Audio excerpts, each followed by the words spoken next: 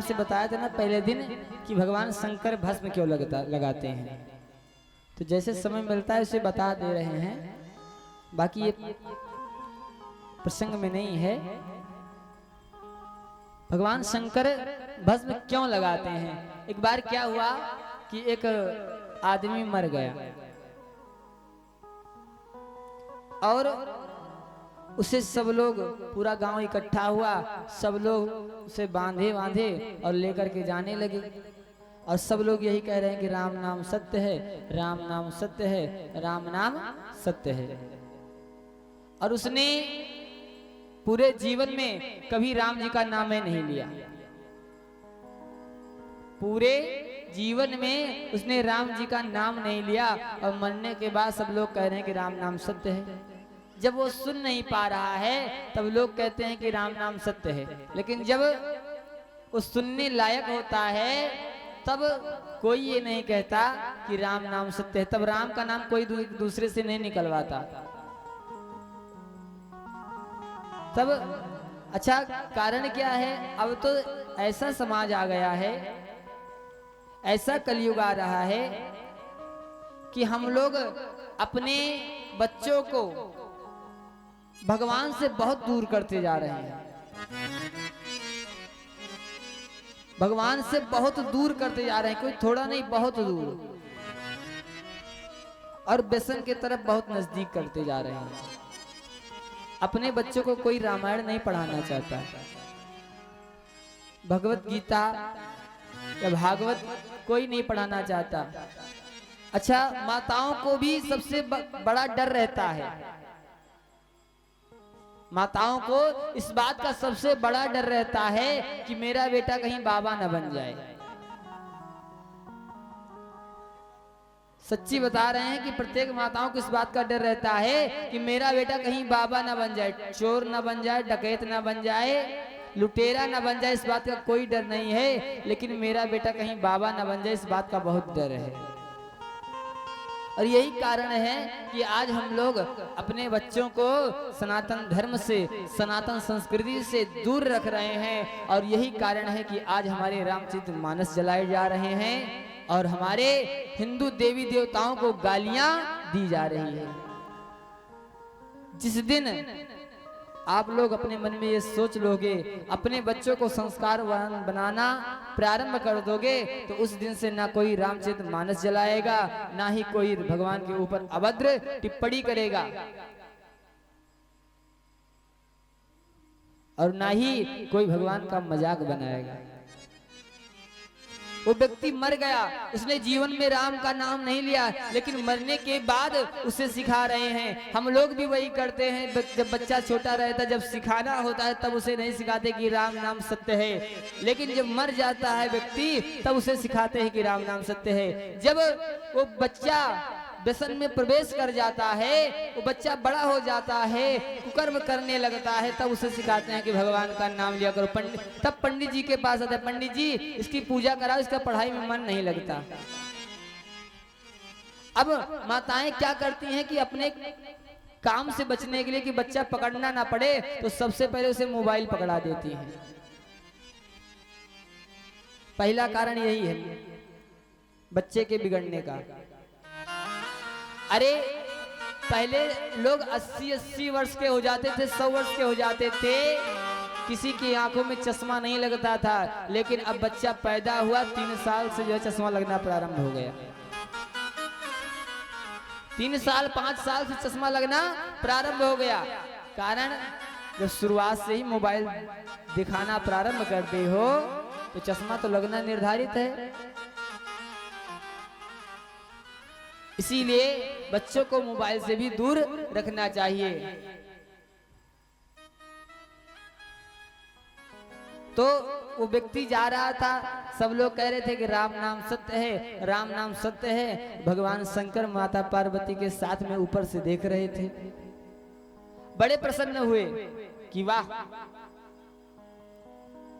क्या सुंदर नाम ले रहे हैं कि भगवान का, कि राम नाम सत्य है, राम नाम सत्य है। भगवान शंकर को समझ में आया कि वास्तव में कह रहा है कि राम नाम सत्य है, राम का नाम ही सत्य है, बाकी सारा संसार झूठा है, सारा जगत झूठा है।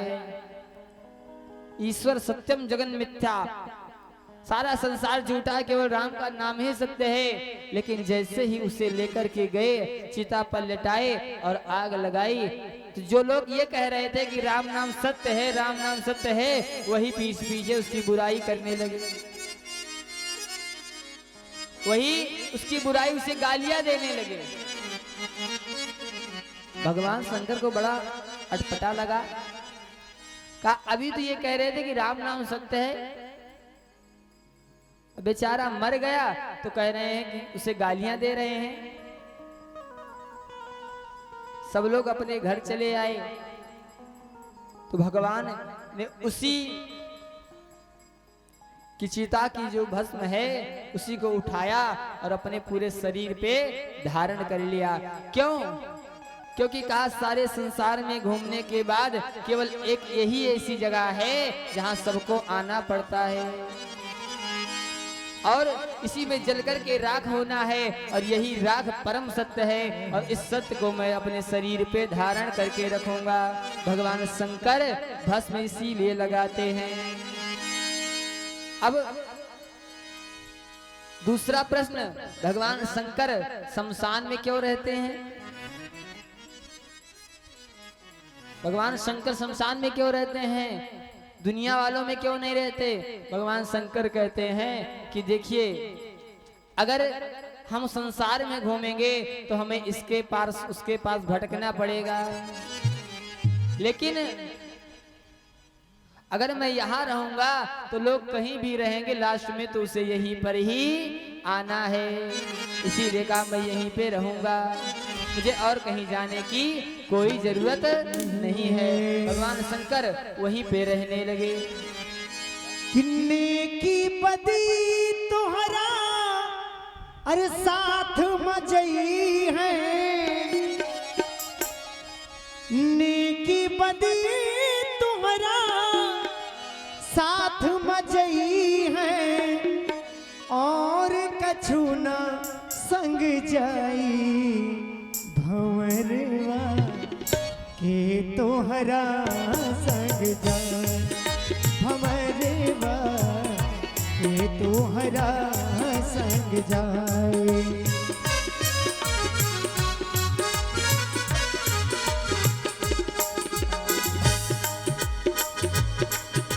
साधक ने कहा कि कुछ जाने वाला नहीं है, केवल कर्म और कमाई नेकी कितनी की आपने वही साथ में जाएगा। देखिए हम सभी को चेतावनी दे रहे, भजन जरा ध्यान से सुनिएगा।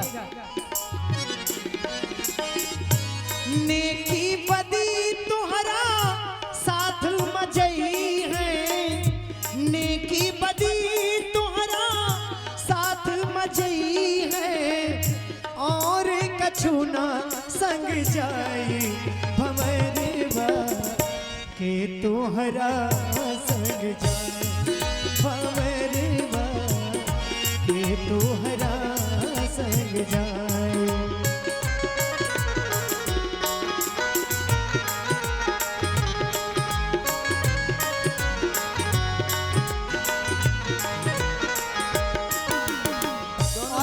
तालियां की सेवा करते हुए भजन इतना सुंदर है, एक एक पंक्ति दिल को छू जाए।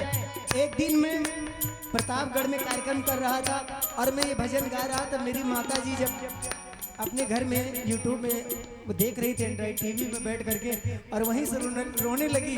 बाद में फोन करके बताया कि तुम्हारा भजन इतना सुंदर था कि यहाँ घर में सब लोग रोने लगे। क्यों? क्योंकि आवे की बेरिया सब कोई जाने, आवे की बेरिया सब कोई जाने। कैसे? दुवरा पे बाजेला बधाई मोरे रामा हो, दुवरा पे बाजेला बधाई मोरे भैया हो, दुवरा पे बाजेला बधाई। लेकिन जाई की बेरिया कोई नहीं जानेला, जाई की बेरिया कोई नहीं जानेला, हमसे अकेला उड़ जाई भंवरवा तोहरा संग जाए भंवरवा के तोहरा संग जाए।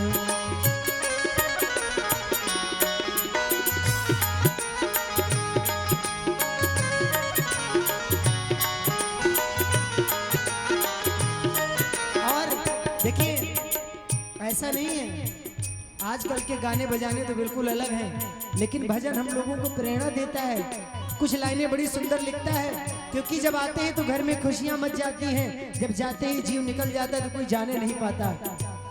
आज सब लोगों ने तो सब चीज की खोज कर ली है, लेकिन भैया इस चीज की कोई खोज कोई वैज्ञानिक नहीं कर पाया कि मुझे जाना किस दिन। कोई कर पाया भला? कोई नहीं कर पाया। लेकिन सुनेगा, जब ये जीव चला गया तो देखिएगा, जिन परिवार वालों के लिए दिन भर इधर उधर भटकते हो, 4 पैसे के लिए दिन रात दौड़ते हो, वही आज करते क्या हैं? देहरी पकड़ के मेहरी रोवे, देहरी पकड़ के मेहरी रोवे, बाह पकड़ सग भाई मुर रामा हो, बाह पकड़ सग भाई मुर रामा हो, बाह पकड़ सग भाई।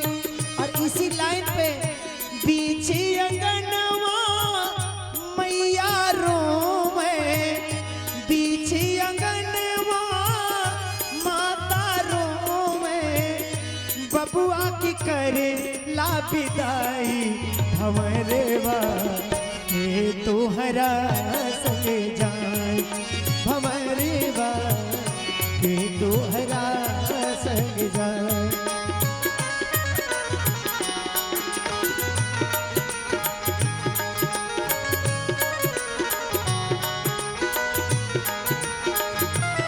क्यों?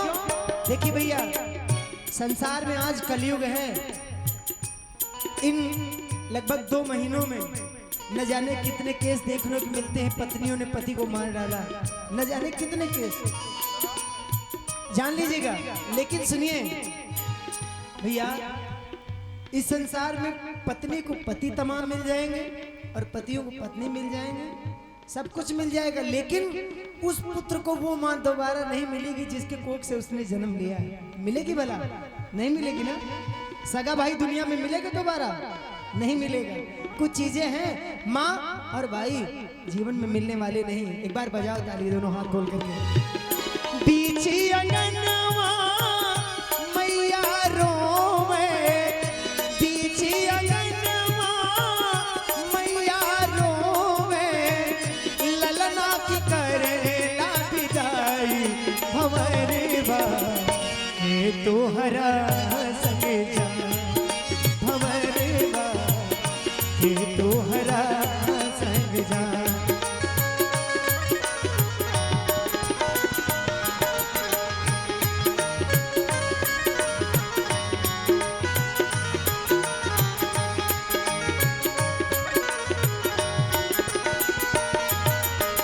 और भैया जमाना कितना बदल गया है। जिस माँ की कोख से सगे भाइयों ने जन्म लिया, आज इतने इतने जमीन के लिए लोग मुकदमा लड़ रहे हैं, दीवानी लड़ रहे हैं, तारीखों पे जा रहे हैं। और जब तारीख पे जाते हैं तो आते हैं शनि देव के मंदिर में। आज मेरे भाई से मेरी मुकदमा की आखिरी तारीख है, भगवान मुकदमा फतेह कर देना। सगे भाई से मुकदमा लोग लड़ रहे हैं। जरा सोचो हैं, अगर इतना सा भाई है आपका, इतना ले लेगा तो क्या जाने वाला है, बताओ। लेकिन भैया तो हमको अंतिम पंक्ति में प्रेरणा मिलती है क्या?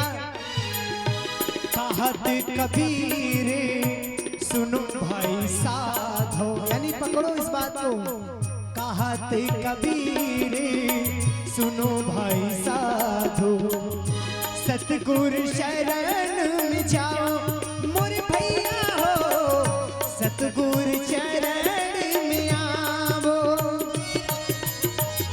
जो यहाँ पद के अर्थ बताई है, जो यहाँ पद के अर्थ बताई है, जगत पार हो जाए। उठाओ दोनों हाथ।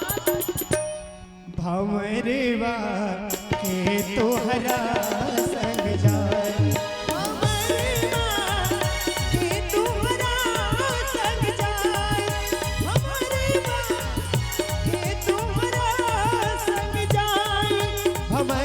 बा के तोहरा संग जाए नेकी बदी